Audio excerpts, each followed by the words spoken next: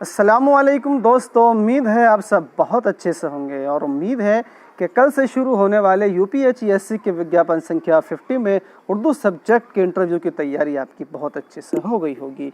उसी इंटरव्यू से मुतालिक कुछ अपने तजुर्बात आप सबसे शेयर इस वीडियो में मैं करने जा रहा हूँ।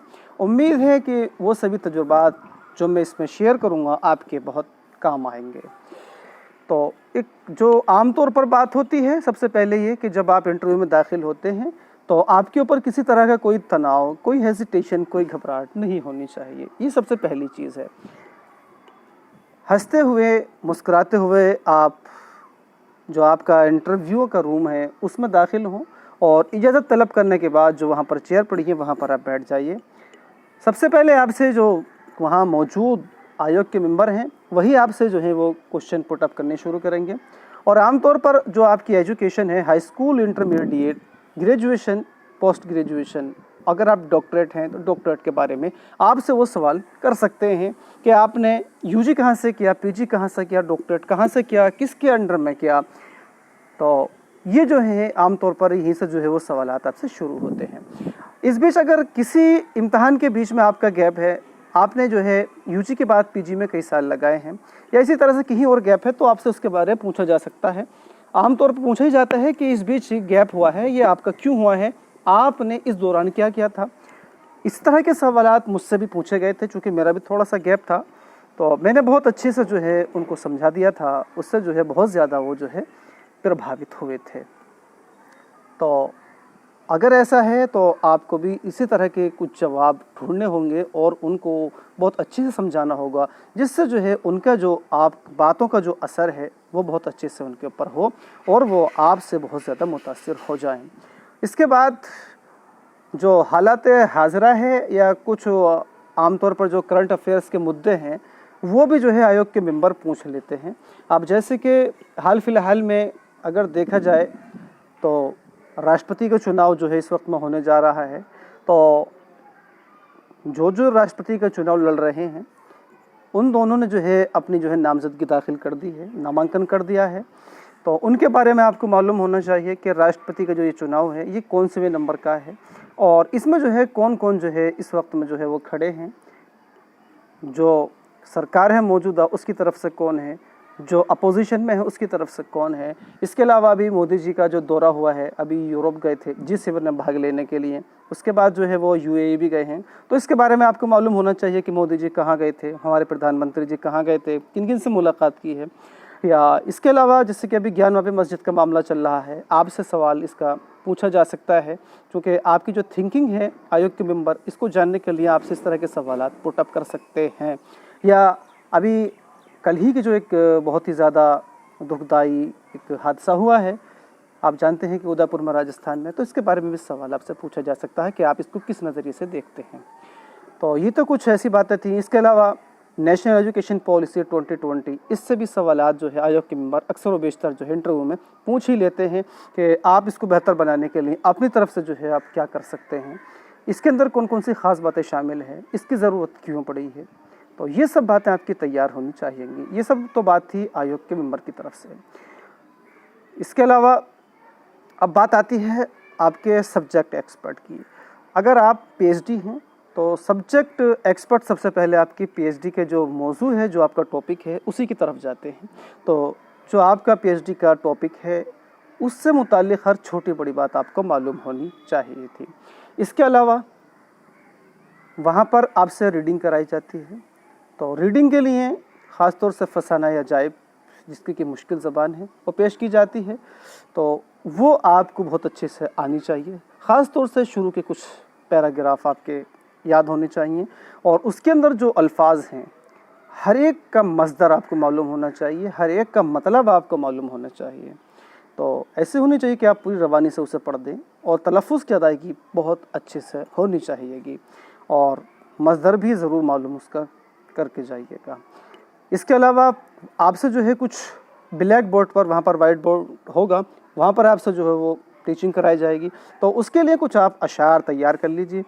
वो अशार ऐसे हों कि उसके लफ्ज़ ब लफ्ज़ आपको माना मालूम हो, उसकी तशरीह आप बहुत अच्छे से करना जानते हो, वो किस शायर का शेर है ये आपको मालूम होना चाहिए। साथ ही साथ किस मौजू का वो शेर है, उसके अंदर कौन सा मौजू पेश किया जा रहा है, ये आपको मालूम होना चाहिएगा। साथ ही साथ उसके अंदर इस्तेमाल की गई सनत आपको मालूम होनी चाहिए, और रदीफ़ उसके अंदर कहाँ है, काफ़िया कहाँ है, उसका वज़न कैसे आप करेंगे, ये सब बातें शेर से मुताल्लिक़ आपको आनी चाहिए। और कौन सा जज्बा उसके अंदर पेश किया जा रहा है, तो इस तरह के सवालात आपको तैयार करने होंगे। इसके अलावा कुछ सवालात ऐसे होते हैं, कुछ आपसे पूछ लिया जाता है कि आपका जो इंटरेस्ट है, आपकी जो दिलचस्पी है, वो शायरी में है या नस्र में है, तो ये भी आपको मालूम होना चाहिए। और इसके लिए आपको एक दो शायर अच्छे से तैयार कर लेने चाहिए कि आप जो है किसी भी एक शायर को बहुत अच्छे से तैयार करके आए हैं, वहीं से आपसे वो सवालात पुटअप कर सकते हैं। तो कोई बड़ी बात नहीं है किसी एक दो शायर को तैयार करना, उसके मुताल्लिक़ हर एक छोटी बड़ी बात आपको मालूम होनी चाहिए। अब एक बात जो सबसे अहम है वो ये है कि आप इंटरव्यू के दौरान जो भी कुछ अपना जवाब दें, वो बिल्कुल ऐसा होना चाहिए कि उसके लफ्ज़ ब लफ्ज़ आपको माना मालूम होना चाहिए, उसका तलफ़्फ़ुज़ आपको मालूम होना चाहिए। अगर बात की जाए कि आपसे जो है पूछा जाए अल्लामा इक़बाल के बारे में, और आप अल्लामा इक़बाल के बारे में बताने लगते हैं कि अल्लामा इक़बाल जो है कहाँ पैदा हुए और जो है कहाँ बढ़े, इसके अलावा जो है जो उनकी खिदमत रही हैं कि उनके जो मजमूए शाये हुए हैं, पहला मजमूआ बांगे दरा है, उसके बाद में बाले जिब्रील है, ज़रबे कलीम है, इसके अलावा और भी आगे है। तो आपसे पूछा जा सकता है कि अल्लामा इक़बाल की कितनी शेरी मजमूए हैं, आपका जवाब होगा 4। आपसे सवाल हो सकता है कि पहले मजमूए का क्या नाम है, वो कब शाये हुआ, आप कहते हैं बांगे दरा, तो सवाल होगा कब शाये हुआ, आप कह सकते हैं 1924। तो आपसे सवाल हो सकता है कि ये बांगे दरा इसका क्या मतलब है, ज़रा समझाओ, बाले जिब्रील का क्या मतलब है, इसे समझाओ। तो जो भी कुछ आप वहाँ पर जवाब दें, तो उसका आपको हर एक चीज़, उसका माना और आपसे उससे मुताल्लिक़ पूछे जाने वाले सवालात जो भी बन सकते हैं, ये सब आपको उसमें मालूम होना चाहिए। जिस लफ्ज़ के माना आपको मालूम नहीं है, इंटरव्यू के दौरान उसको बोलने से, उसको बताने से बचें। इसके अलावा अगर इंटरव्यू के दौरान आपसे कुछ नहीं आता है, आपका सवाल पूछा गया और आपको जवाब मालूम नहीं है, आप साफ साफ मना कर सकते हैं, उससे कोई मतलब नहीं है, क्योंकि कोई भी परफेक्ट किसी भी फील्ड में नहीं होता है। आप उनसे जो है बिल्कुल सीधे से कह दीजिए कि आप जो है दूसरा सवाल हमसे कर सकते हैं, इसका जवाब नहीं मालूम है, तो कोई मसला नहीं है, लेकिन गलत बताने की कोशिश मत करना। अगर आप गलत बताएंगे तब आप घबराएंगे और फंस जाएंगे, इसलिए गलत बोलने से वहाँ पर बचिएगा। जो आपसे आता है वही आपको जवाब देना है, और जो जवाब देना है उसका तलफ़्फ़ुज़, उसका माना हर एक आपको मालूम होना चाहिए। जैसे भी मैंने आपको मिसाल दी अल्लामा इक़बाल के शेरी मजमूए के बारे में, इसी तरह से और अब अगर बात की जाए तनक़ीद और तहक़ीक़ के बारे में, सवाल वहाँ पर आपसे हो सकता है, पूछ लिया जाता है कि तनक़ीद क्या है, तहक़ीक़ क्या है। इसके अलावा सवाल ये पूछ लिया जाता है अक्सर व बेशतर कि क्या बग़ैर तहक़ीक़ के तनक़ीद हो सकती है या बग़ैर तनक़ीद के तहक़ीक़ हो सकती है। इसके अलावा ये पूछ लिया जाता है कि क्या हम बग़ैर तहक़ीक़ के तनक़ीद कर सकते हैं या बग़ैर तनक़ीद के तहक़ीक़ कर सकते हैं। ये सब हमें मालूम होना चाहिए।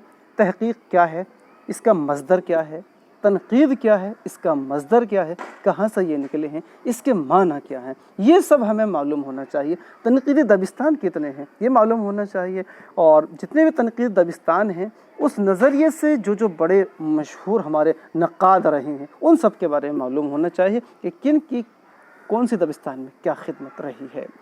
तो ये सब जो बातें हैं ये आम तौर पर पूछ ली जाती हैं, और छोटी छोटी सी बातें हैं, ये सब आपको तैयार होनी चाहिए थी। इसके अलावा उर्दू के जो अल्फ़ाबेट हैं, हुरूफ़ तहज्जी हैं, वो सब आपको मालूम होने चाहिए, याद होने चाहिए। अक्सर व बेशतर पूछ लिए जाते हैं कि उर्दू के अल्फ़ाबेट आप सुनाइए, उर्दू में कुल मिलाकर के कितने हुरूफ़ हैं, तो ये सब भी आपके मालूम होना चाहिए, और ये सब आपकी लिखत में होना चाहिए।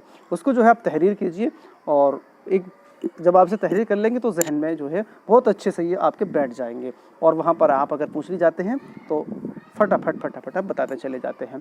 इसके अलावा एक बात और है, जो आयोग के मेंबर होते हैं वो अक्सर व बेशतर कुछ अल्फाज के माना पूछते हैं कि कुछ जैसे हिंदी में है तो उसको उर्दू में क्या कहेंगे, अगर वो उर्दू में है तो उसको हिंदी में जो है क्या कहेंगे।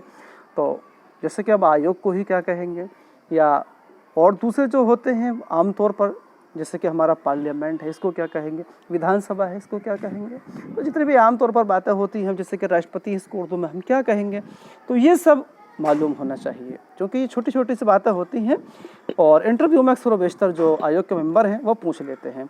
और शेर तो आपको मालूम होने ही चाहिए, बहुत अच्छे से, क्योंकि आयोग के मेंबर भी जो है कुछ अच्छे अच्छे शेयर सुनते हैं और जो एक्सपर्ट होते हैं वो भी आपसे कहते हैं कि बोर्ड पर जाइए और जो है हमें पढ़ा करके दिखाइए कि आप कैसे पढ़ाएंगे। अब पढ़ाने से मुताल्लिक़ एक बात फाइनली मैं आपको बताता चलता हूँ कि जब आपसे कहा जाए कि आप जो है बोर्ड पर पढ़ाइए, जब आप बोर्ड पर पढ़ा चुके हैं और आपसे कहा जाए कि बैठ जाइए, तब आप ब्लैक बोर्ड पर जो है अपनी लिखाई को छोड़ना मत। जब आपसे कहा जाए कि बस बैठ जाइए, तब आप जो है इरेज कर दीजिए जो भी कुछ आपने बोर्ड पर लिखा था। अगर आप उसको इरेज नहीं करते हैं तब आयोग के मेंबर की नज़र में आपका ये नेगेटिव पॉइंट होता है और इस पर जो नेगेटिव इफेक्ट है वो पड़ जाता है। इसलिए जो भी आप बोर्ड पर लिखें, जब आपसे कहा जाए कि बस अब आप बैठ जाइए, तब आपको जो है बहुत तेज़ी के साथ उसको साफ़ कर देना चाहिए ब्लैक बोर्ड को। इसे हमेशा याद रखिएगा। तो ये कुछ बातें थी जो इंटरव्यू से मुताल्लिक़ थी, मैंने आपसे शेयर की। उम्मीद है ये आपके कल होने वाले और परसों होने वाले इंटरव्यू में काम आएंगी। वीडियो अच्छी लगी हो तो लाइक कीजिएगा, शेयर कीजिएगा। तो मिलते हैं एक और नए वीडियो में, तब तक खुदा हाफिज़।